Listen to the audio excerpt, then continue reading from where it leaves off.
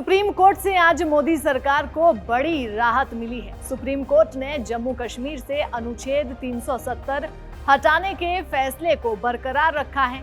CJI D Y Chandrachud ने कहा कि जम्मू कश्मीर भारत का अभिन्न अंग है। 5 अगस्त 2019 को मोदी सरकार ने जम्मू कश्मीर से अनुच्छेद 370 के प्रभाव को खत्म कर दिया था। साथ ही राज्य को 2 हिस्सों जम्मू कश्मीर और लद्दाख में बांट दिया था और दोनों को केंद्र शासित प्रदेश बना दिया था।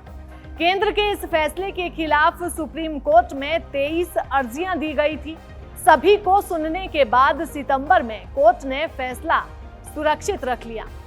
370 हटने के 4 साल 4 महीने 6 दिन बाद आज सुप्रीम कोर्ट में 5 जजों की बेंच ने ऐतिहासिक फैसला सुनाया, जिसने सीधे तौर पर मोदी सरकार को राहत प्रदान दी।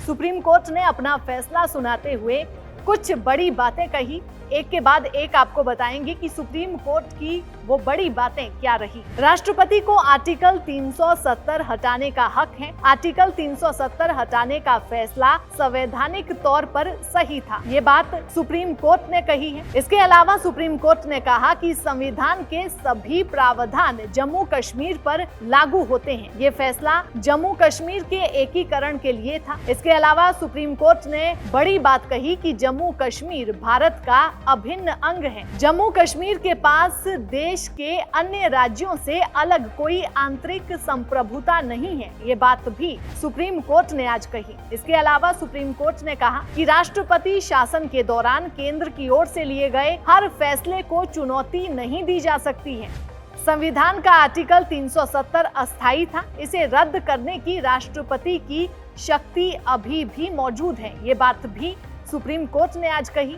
इसके अलावा सुप्रीम कोर्ट ने कहा कि जम्मू कश्मीर में युद्ध की स्थिति के कारण अंतरिम तौर पर इसे लाया गया था। इसके अलावा सुप्रीम कोर्ट ने कहा कि जम्मू कश्मीर की संविधान सभा को कभी भी परमानेंट बॉडी बनाने का इरादा नहीं था। जब जम्मू कश्मीर की संविधान सभा का अस्तित्व खत्म हो गया तो जिस विशेष शर्त के लिए आर्टिकल 370 को लागू किया गया था उसका भी अस्तित्व खत्म हो गया। इसके अलावा सुप्रीम कोर्ट ने यह भी कहा कि जम्मू कश्मीर की संविधान सभा की सिफारिश भारत के राष्ट्रपति के लिए बाध्यकारी नहीं थी।